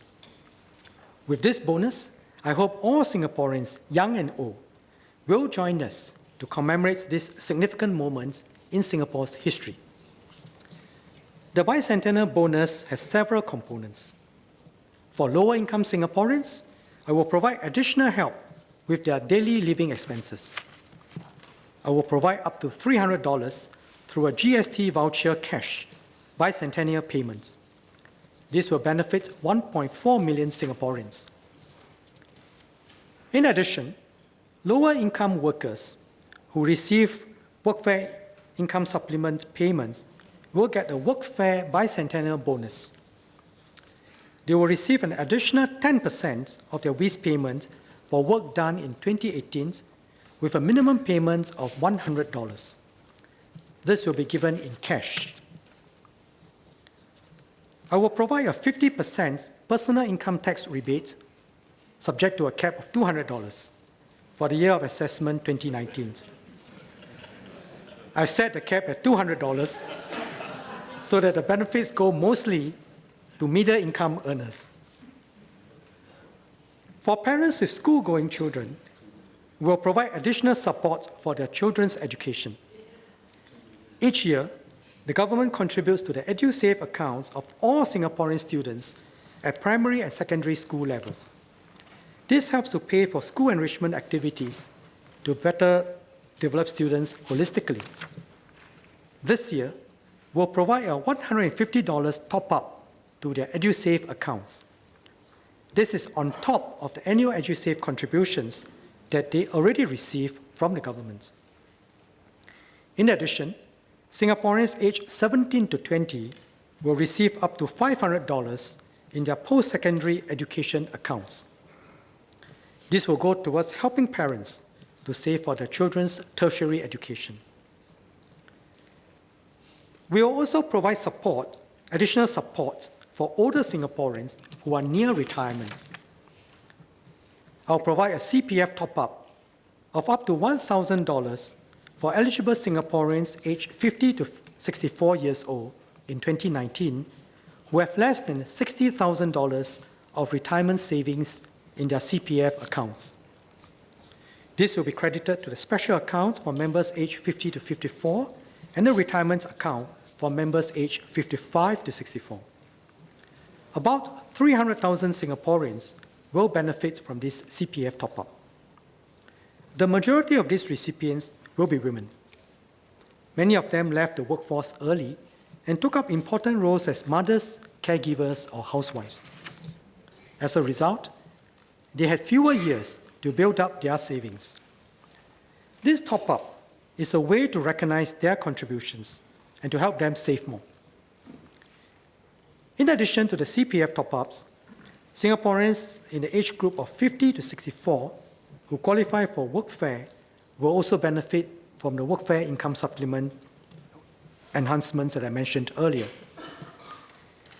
Most of those in the 60 to 64 age group will also receive the Merdeka Generation Package, while the rest will receive the 5-year MediSave top-ups. These are all on top of the targeted benefits such as the GST voucher. Together, we hope that these measures will provide greater peace of mind for our older workers now and later in their silver years. In addition to these special bicentennial initiatives, we will provide another year of Service and Conservancy Charges rebate, S&CC rebates, to HDB households. Eligible Singaporean households will receive S&CC rebates of between 1.5 and 3.5 months. This will cost $132 million and benefit about 930,000 households.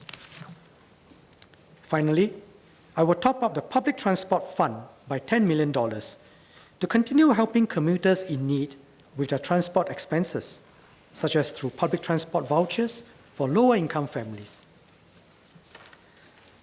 The government keeps a close watch on the cost of living. Over the years, we have done much to alleviate cost pressures, whether in healthcare, education, or day-to-day expenses. Good macroeconomic management has enabled us to keep inflation low, while the Singapore dollar has been strengthening over time. Many Singaporeans who go on overseas vacations would appreciate this.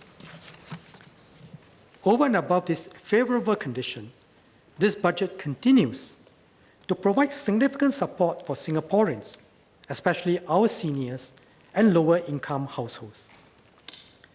Budget 2019 supports the government's long-term strategy to build a caring and inclusive society.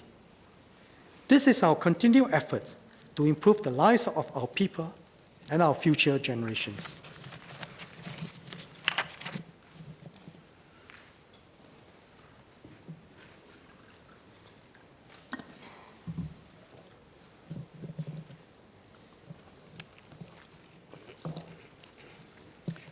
Today, our shining little red dot can hold its own on the global stage.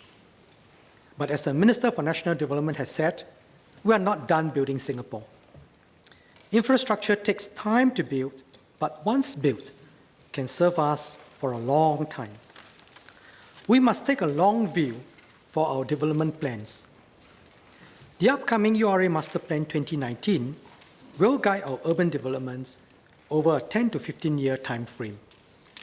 It ensures that our limited land can be optimized to meet the needs of current and future generations. The Minister for National Development will share more details at the COS.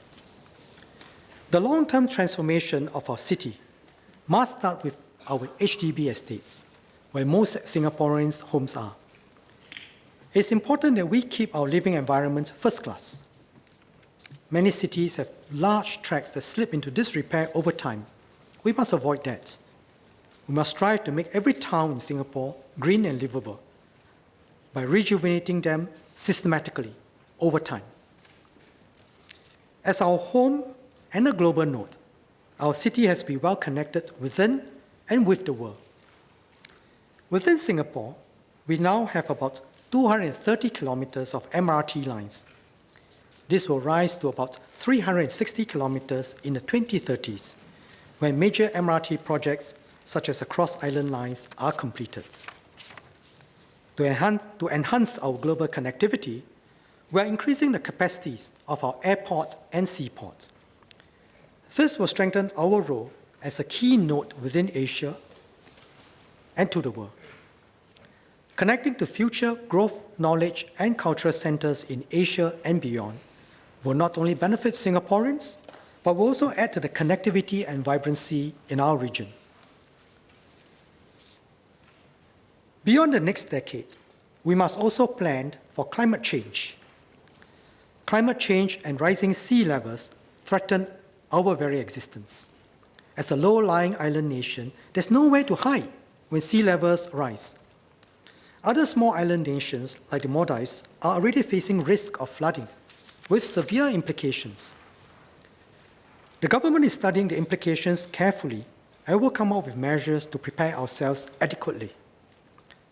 Our Climate Action Plan, which was launched in 2016, sets out a strategy for mitigating and adapting to the impacts of climate change, especially on our infrastructure.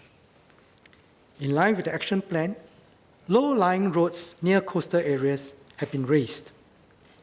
Changi Airport Terminal 5 will also be built at 5.5 meters above mean sea level. The use of polders and dikes is already being piloted on Pulau Tekong. This will help us to learn how to deal with rising sea levels. To protect ourselves against climate change and rising sea levels, we will have to invest more. Together with existing infrastructure needs, our total bill for infrastructure will increase significantly. It is very difficult to project spending needs way into the future, but the different ministries have done some preliminary estimates. We'll continue to do our best to look forward, develop fiscal plans well in advance, and put in place the right approach to finance such long-lived major infrastructure. Each generation should contribute its fair share. Tackling climate change requires global cooperation. Singapore is committed to doing our part. It is a responsible thing to do for our children and future generations. The carbon tax will be applied on this year's emissions. This is an important signal to companies and households to reduce emissions and adopt energy-efficient practices. As individuals, we too must change our way and work towards becoming a zero-waste nation by adopting the 3 Rs: reducing consumption, reusing, and recycling. The Zero Waste Master Plan will be launched in the second half of this year. Among other issues, you'll look at better management of food waste, e-waste, and packaging waste, including plastics. The Minister for the Environment and Water Resources will provide more details at the COS. Given our dense urban environment, air quality and greenery are especially important. NParks has done an excellent job in greening Singapore. Our island has more than 40% green cover. This improves our living environment and our air quality.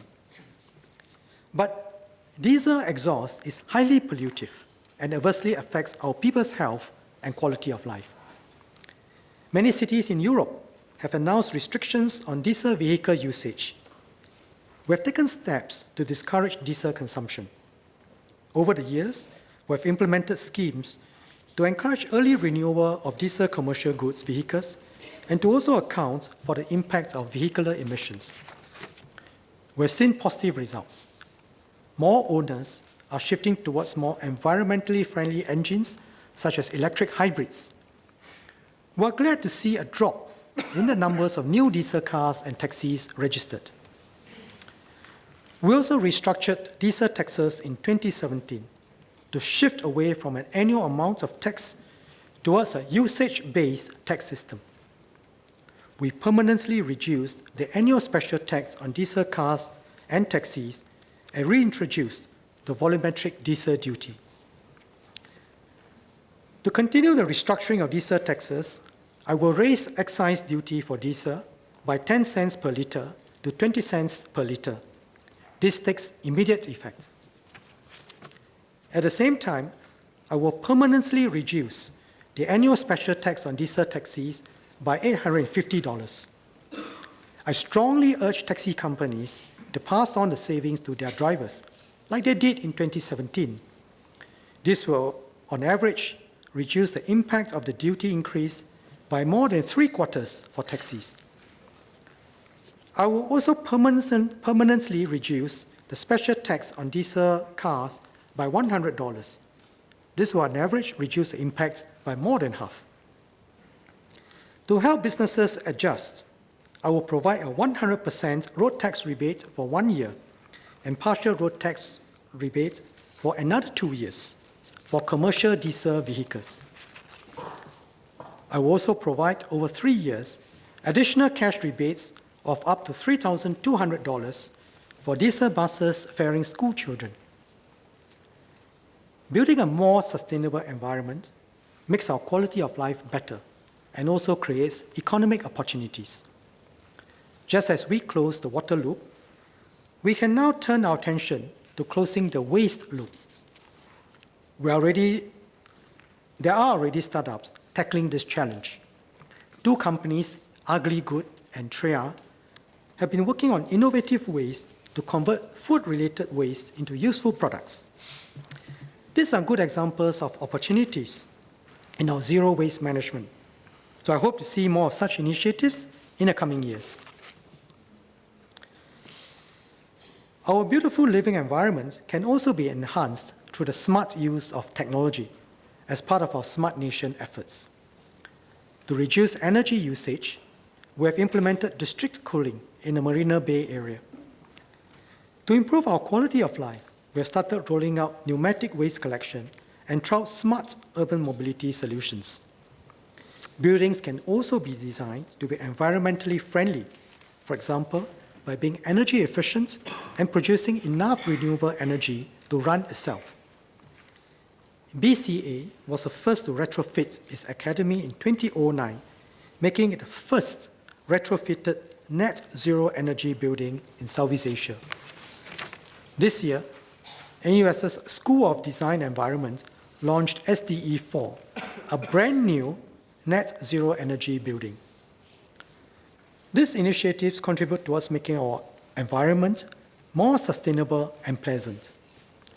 The National Research Foundation will continue to fund research and innovation in urban solutions and sustainability. Our public housing policies have also been uniquely successful because of our long-term planning. Today, we're not just building new flats, we're improving the quality of life for Singaporeans through the rejuvenation of our public housing estates. Our plans for the rejuvenation and renewal of our city includes the Home Improvements Program, the Neighbourhood Renewal Program, and the Remaking Our Heartland initiative.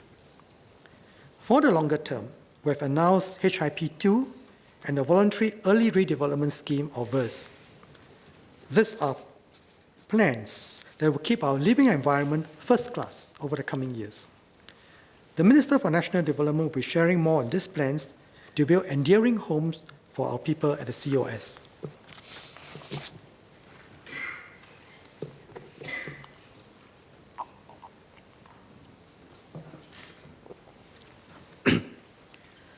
Singapore's ability to plan for the long term is our strategic advantage.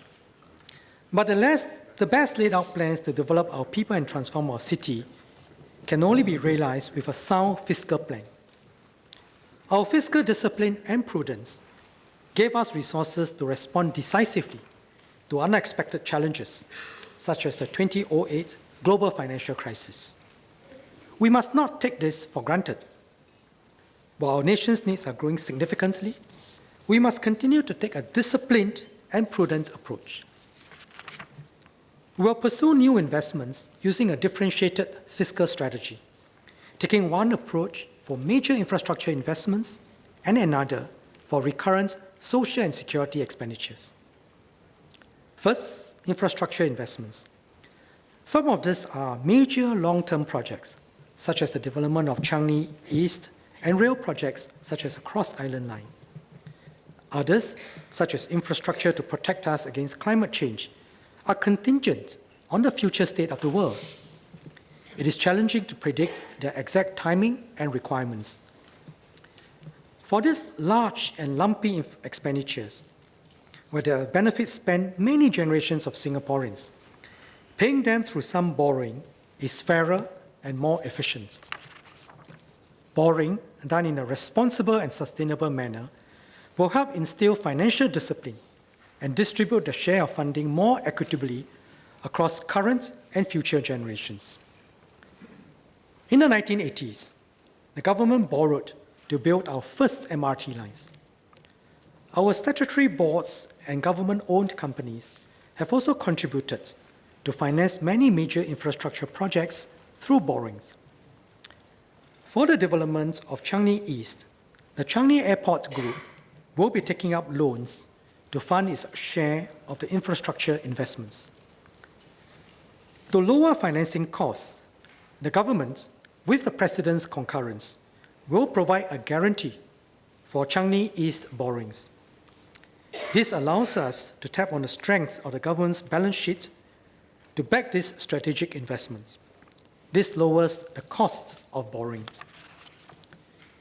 The government is further studying the option of using government debt as part of the financing mix for long-term infrastructure projects that the government will be taking on directly.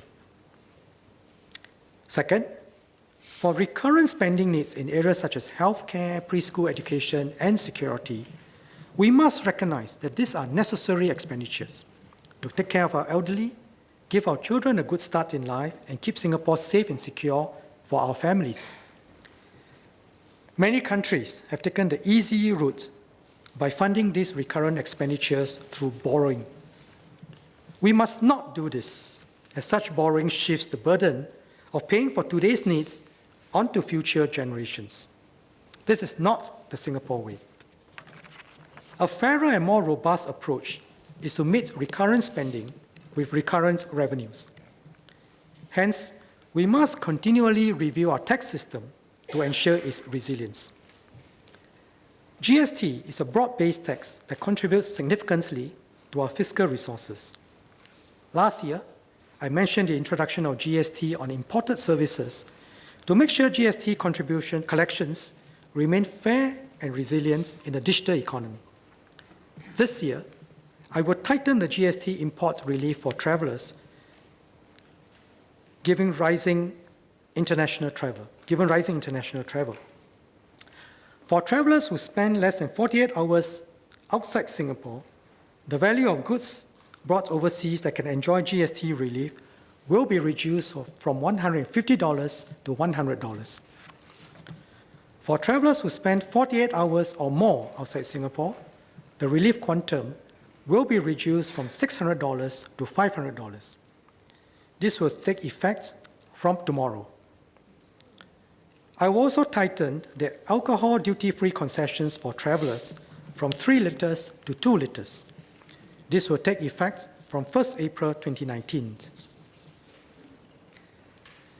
As I announced at the previous budget, we will raise GST by 2 percentage points sometime in the period from 2021 to 2025. When we raise GST, we will ensure that our overall system of taxes and transfers remains progressive and fair. We will continue to absorb GST on publicly subsidized education and healthcare. We will provide more help to lower-income households and the elderly by enhancing the permanent GST voucher scheme. We also cushioned the impact of the GST increase for a period through a GST offset package. Lower and middle-income households will get more, and more details will be announced later. Notwithstanding the need to raise revenues in the future, at the core of our fiscal system is our commitment to keep the overall tax burden low. We want workers and firms to keep as much as possible of what they earn. This leaves our citizens free to choose how they spend, save, or invest. Our main indirect tax, the GST, is not high by international standards, even after the planned increase to 9%. The OECD average is 19%. Among Asia-Pacific countries, many have standard GST rates that exceed 9%. Ultimately, a competitive tax regime helps us to attract and retain investments and talent. This, in turn, helps to bring in good jobs for Singaporeans. A competitive tax regime is a key anchor to our economic growth and the best way to sustainably increase tax revenues. I will extend and strengthen tax incentives to enhance our business competitiveness. At the same time, I will make some adjustments to further enhance the progressivity and resilience of our tax system. The details of these changes are in the annex. The government will continue to plan ahead for the long term. My commitment to Singaporeans is that our overall taxes and transfer system will always remain fair, progressive, and pro-growth. Let me now summarize our overall budget position. For financial year 2018, we expect an overall budget surplus of $2.1 billion, or 0.4% of GDP. This is $2.7 billion increase from the $0.6 billion deficit forecasted a year ago. This was due to the unexpected 2-year suspension of the Kuala Lumpur-Singapore high-speed rail project and higher than expected stamp duty collections. When we exclude the government's top-ups to funds and net investment returns contribution from past reserves, we expect a basic deficit of $7 billion, or 1.4% of GDP. Financial year 2018 was hence an expansionary budget. For 2019, our budget position remains expansionary, with a basic deficit of $7.1 billion. Ministry's total expenditures are expected to be $80.3 billion, 1.6% higher than in financial year 2018. We are setting aside funds to meet Singaporeans' long-term needs, including $6.1 billion for the Merdeka Generation Package and $5.1 billion for long-term care support. On the whole, we expect an overall budget deficit of $3.5 billion, or 0.7% of GDP. We have sufficient fiscal surplus accumulated over this term of government to fund the overall deficit in financial year 2019. There is no draw on past reserves.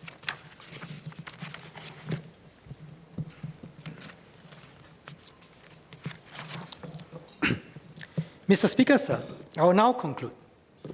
First, I'd like to thank the many Singaporeans, as well as businesses, unions, charities, and community organizations who have provided your feedback and ideas. And special thanks to the talented students from Nanyang Polytechnic for the beautiful sketches that you see in my slides today.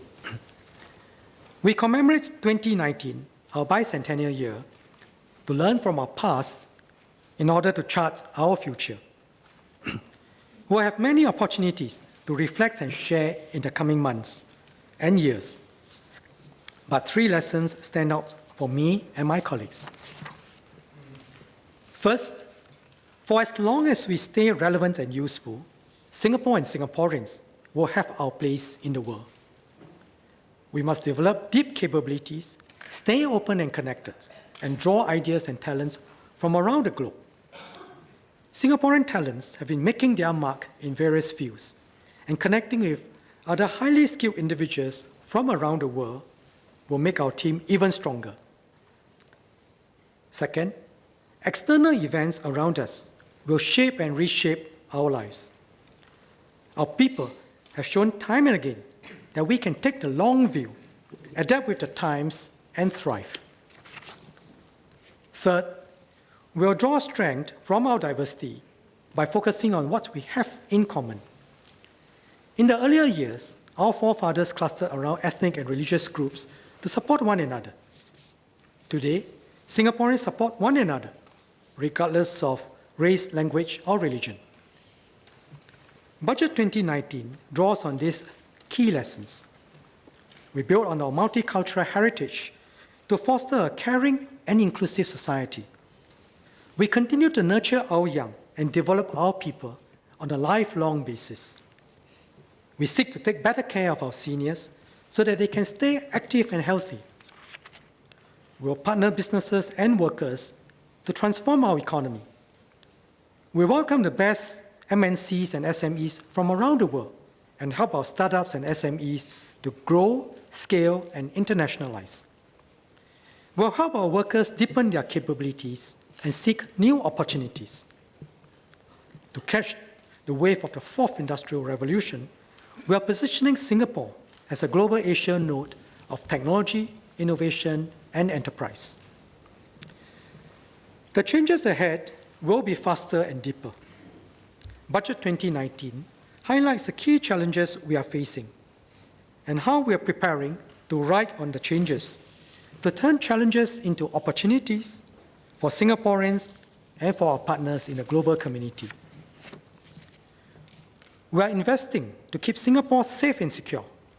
We are restructuring our economy to enable our businesses and workers to thrive.